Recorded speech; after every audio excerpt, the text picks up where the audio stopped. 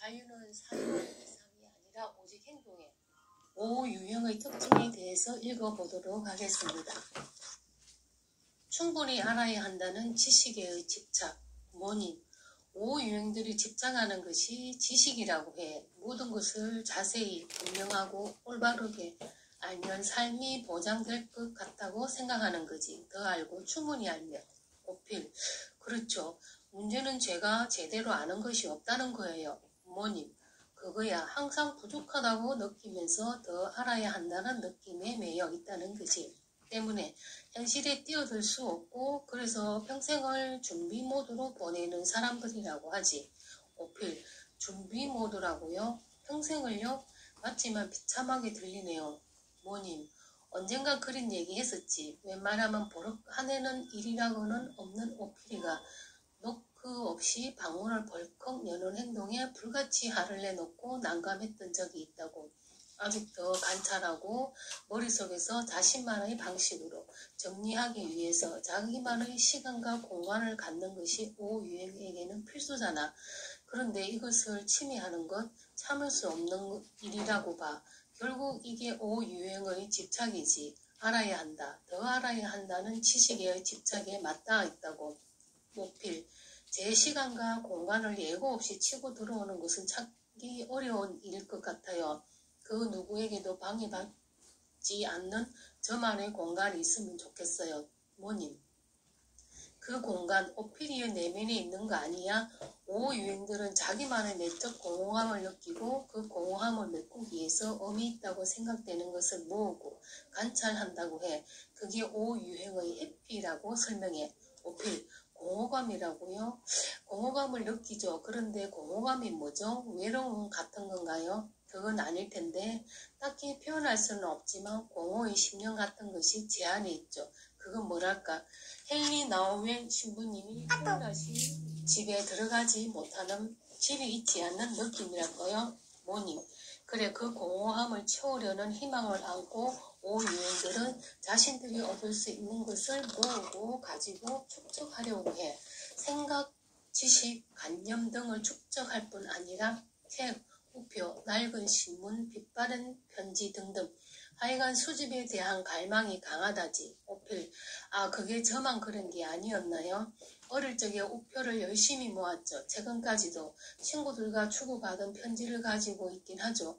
유행과 상관없이 개인적으로 그렇게 모을 수도 있는 건 아닌가요? 창호지와 물미역.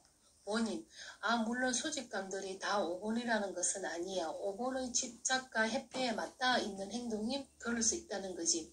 5유형의 근원적인 죄는 탐욕, 인생이야. 라고 말하면 펄쩍 뛰겠지.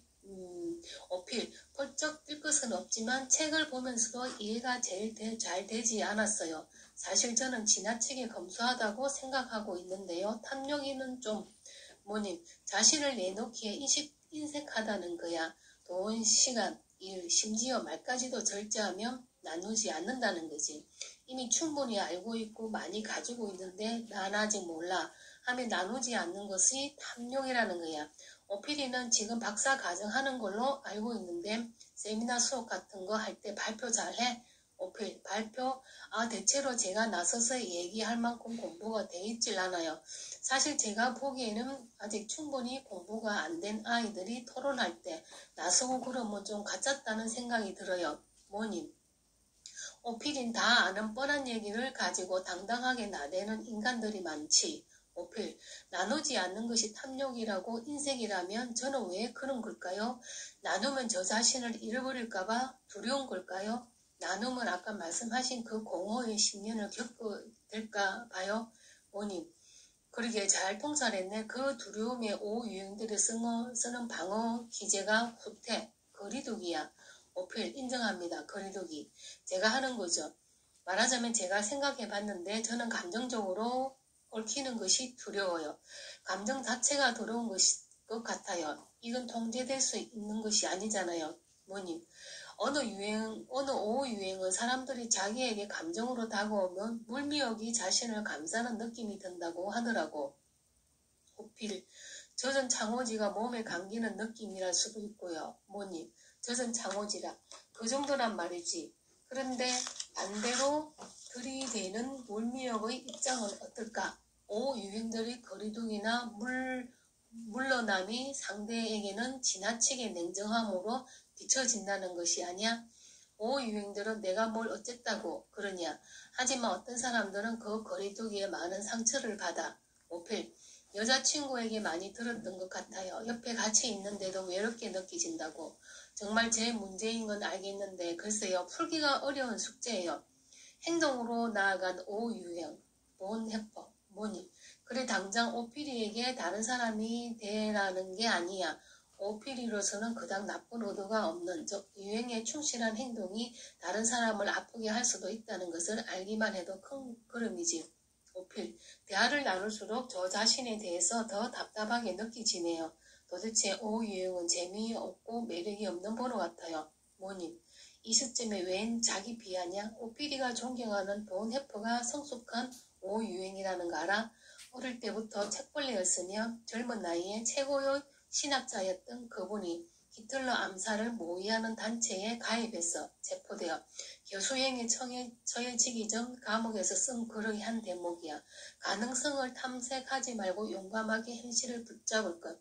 자유는 사유의 비상이 아니라 오직 행동 속에 있다. 오피리가 그렇게 추구하는 의미는 생각하고 생각을 정리하는 것에 있는 것이 아니라 오히려 육체적인 것에 있을 수도 있어. 적어도 오피리에겐 그럴 거야. 아직 충분히 생각하지 않았고 충분히 알지 못한다고 느끼도 삶에 뛰어드는 건 말이야. 진리이며 신비이신 그분, 예수님께서 육신으로 오셨지. 그리고 당신의 손을 더럽히면서 병든 인간에게 손을 대고 만지면서 치유하셨어. 오피리는 실제로 행동하고 관계 맺음으로 진정한 객관성을 발견할 수 있는 거야. 쉽지 않겠지. 내 마음과 힘을 다해서 기도해주고 언제든 도와줄게. 시간이 지나면 반드시 더 명확